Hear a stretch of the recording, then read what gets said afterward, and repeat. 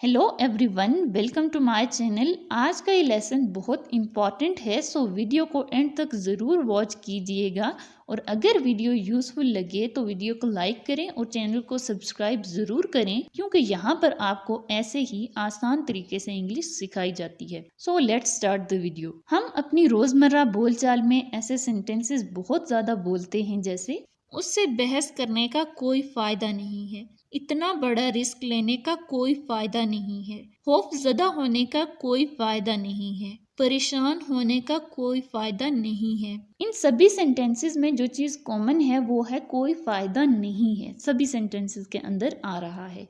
यहाँ पर एक और इम्पॉर्टेंट बात आपने समझनी है कि पहले जो सेंटेंसेस हैं हमारे पास, उनमें कुछ करने की बात की जा रही है कि कोई काम करने का कोई फायदा नहीं है, जबकि लास्ट वाले दो सेंटेंसेस में होने की बात की जा रही है कि परेशान होने का कोई फायदा नहीं, खौफजदा होने का कोई फायदा नहीं। ठीक है, तो जब हम ऐसे सेंटेंसेस को इंग्लिश में बनाएंगे तो इनमें थोड़ा सा डिफरेंस आ जाएगा। तरीका तकरीबन एक जैसा है, मगर थोड़ा सा फर्क होगा जो आपके लिए समझना जरूरी है। सो वो आप आगे चल के वीडियो में जानने वाले हैं। तो अभी हम उस स्ट्रक्चर को देख लेते हैं जिसकी हेल्प से हम ये सेंटेंसेस आज बनाने वाले हैं। तो स्ट्रक्चर है हमारा there is no point in plus verb की ing फॉर्म। ठीक है, there is no point in plus verb की ing फॉर्म।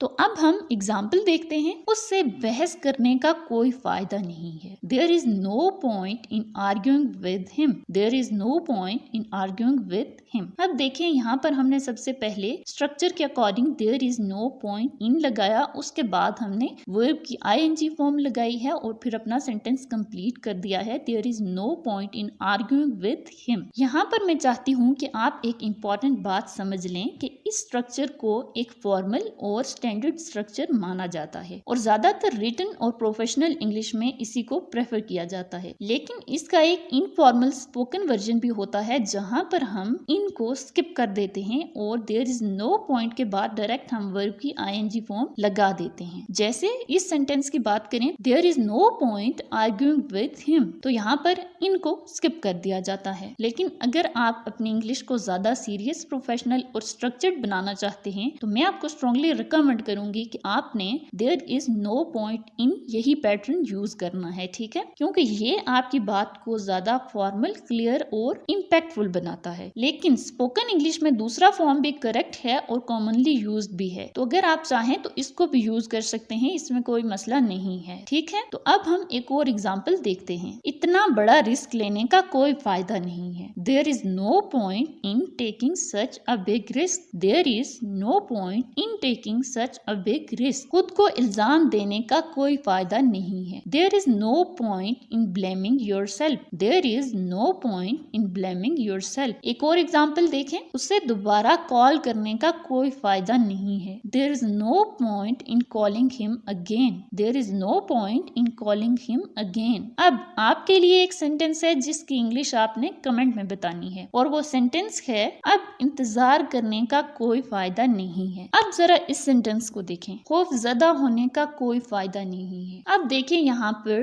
किसी एक्शन की बात नहीं हो रही बल्कि होने की बात की जा रही है, मतलब स्टेट या कंडीशन की बात हो रही है। तो ऐसे सेंटेंसेस जहाँ पर हम स्टेट या कंडीशन के बारे में बात करते हैं तो फिर हमारा स्ट्रक्चर हो जाता है there is no point in being plus adjective या नाउन। ठीक है, तो अब इस सेंटेंस की इंग्लिश क्या हो जाएगी? There is no point in being scared. There is no point in being scared. अगला सेंटेंस है मायूस होने का कोई फायदा नहीं है। There is no point in being disappointed. There is no point in being disappointed. अपने आप पर बहुत ज्यादा सख्त होने का कोई फायदा नहीं है। There is no point in being too hard on yourself. There is no point in being too hard on yourself. तो आई होप आपने ऐसे सेंटेंसेस को अब इंग्लिश में बनाना सीख लिया होगा। तो आपके लिए एक सेंटेंस है जिसकी इंग्लिश आप कमेंट में बताएंगे, जिससे मुझे पता चलेगा कि आपने वाकई ऐसे सेंटेंसेस को बनाना सीख लिया है। तो सेंटेंस है आपका,